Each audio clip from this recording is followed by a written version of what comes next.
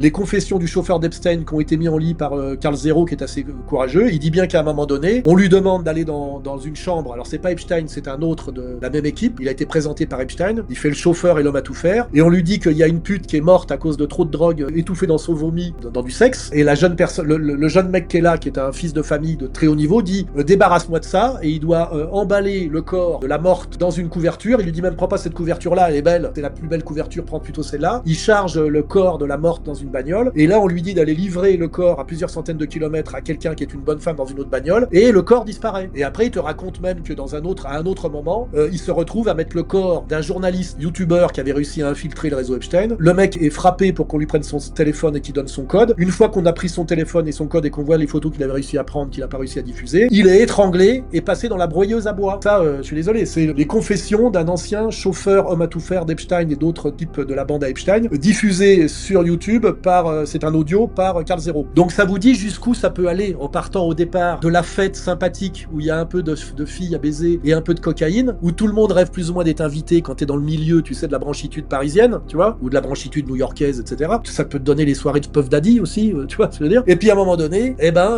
par étape, ça peut finir très très mal.